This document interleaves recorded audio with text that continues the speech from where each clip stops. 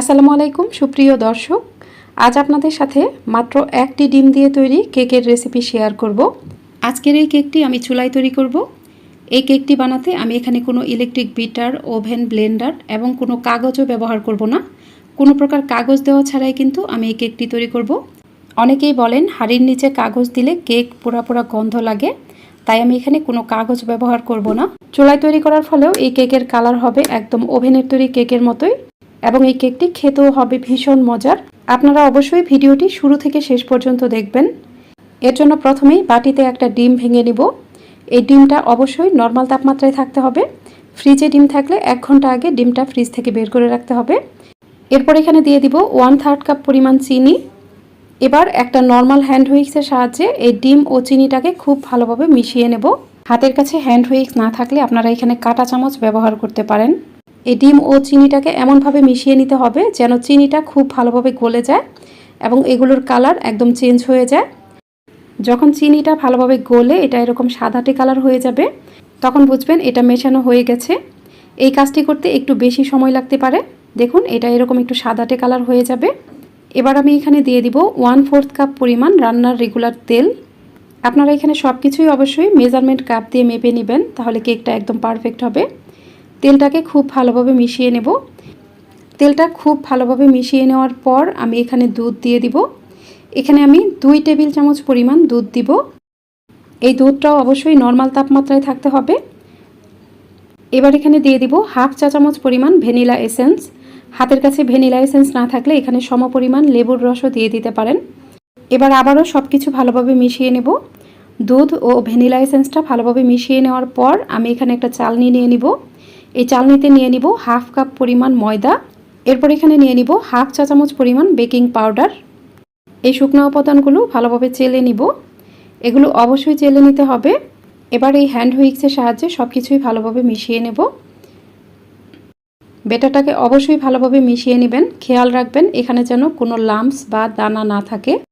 ব্যাটারটা ভালোভাবে মিশিয়ে নেওয়ার পর আমি কেক বেক করার জন্য কেকের মোল্ড রেডি করে নিব।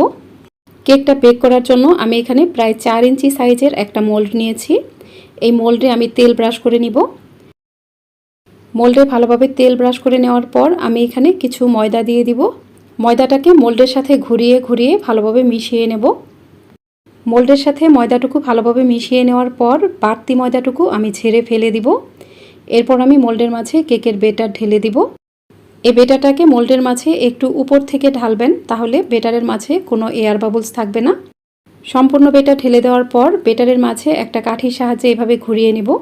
তাতেও এখানে যদি কোনো এয়ার বাবলস থাকে সেগুলো নষ্ট হয়ে যাবে। এরপর এই মোল্ডটাকে এইভাবে কয়েকবার একটু ট্যাপ করে নিব। তাতেও যদি এখানে কোনো এয়ার বাবলস থাকে সেগুলো নষ্ট হয়ে যাবে। এবার আমি এই কেকটাকে বেক করতে চলে যাব। এর জন্য চুলায় একটা নর্মাল সিলভারের হাঁড়ি বসিয়ে দিয়েছি। এই হাঁড়িটাকে আমি চুলার মিডিয়ামের থেকেও একটু কম আঁচে এটা প্রিহিট করে নিচ্ছি। এই হাঁড়িটাকে আমি 5 মিনিটের মতো প্রিহিট করে নিয়েছি। অর্থাৎ কেকের মোল্ড বসানোর আগে এই হাঁড়িটাকে আমি ঢাকনা দিয়ে ঢেকে কয়েক মিনিট গরম করে নিয়েছি। ঢাকনা খুলে হাঁড়ির ভিতরে একটা স্ট্যান্ড বসিয়ে দিব। হাতের কাছে এরকম স্ট্যান্ড না থাকলে যে কোনো স্টিলের অথবা সিলভারের ছোট বাটি উপর করে বসিয়ে দিবেন। এবার এই স্ট্যান্ডের উপরে আমি কেকের মোল্ড বসিয়ে দিব এবং হাঁড়িটাকে ঢাকনা দিয়ে ঢেকে দেব। চুলার মিডিয়ামের থেকে সামান্য কম আছে আমি এটা বেক করব। চুলার আঁচ কিন্তু একবারে কমিয়ে দিবেন না, চুলার আঁচ মিডিয়ামের থেকে একটু কম থাকবে। অর্থাৎ চুলার আঁচ মিডিয়াম ও লো এর মাঝামাঝি অবস্থায় থাকবে। অনেকেই প্রশ্ন করেন যে হাঁড়িটা পুড়ে যাবে কিনা। কেক বানানোর শেষ পর্যায়ে আমি আপনাদেরকে হাঁড়িটা দেখিয়ে দিব। হাঁড়িটা একটুও পুড়ে যাবে না। আর আপনি যদি কেকের মাঝে ওভেনের তৈরি কেকের মতো সুন্দর কালার আনতে চান, তাহলে এখানে কোনোভাবেই কাচের ঢাকনা ব্যবহার করা যাবে না। আপনাকে এখানে সিলভার, অ্যালুমিনিয়াম অথবা স্টিলের ঢাকনা ব্যবহার করতে হবে। কাচের ঢাকনা নিলে কিন্তু কেকের কালার সুন্দর হবে না। আর আমি এখানে কোনো কাগজ ব্যবহার করিনি। কাগজ ব্যবহার না করার ফলেও কিন্তু কেকের কালার অনেক সুন্দর আসবে। আপনারা অবশ্যই আমার প্রতিটি টিপস ফলো করবেন। আশা করছি আপনারাও পারফেক্ট একটা কেক বানিয়ে ফেলতে পারবেন। আর কেক চুলায় দেওয়ার পর বারবার চুলার আঁচ কমানো অথবা বাড়ানো যাবে না। কেক বানানোর শুরু থেকে শেষ পর্যন্ত চুলার আঁচ একই রকম থাকবে। আর বারবার ঢাকনা খুলে কেক চেক করা যাবে না। 20 থেকে 25 মিনিট পর যখন কেকের খুব সুন্দর একটা সুঘ্রাণ পাওয়া যাবে, তখন ঢাকনা খুলে একবার চেক করে দেখবেন। এই কেকটা যেহেতু আমি একটা ডিম দিয়ে তৈরি করেছি এবং হাফ কাপ ময়দা নিয়েছি, তাই এই কেকটা বেক হতে খুব বেশি সময় লাগবে না। প্রায় 25 মিনিট পর আমি ঢাকনাটা খুলে নিব। ফিরে এলাম 25 মিনিট পর।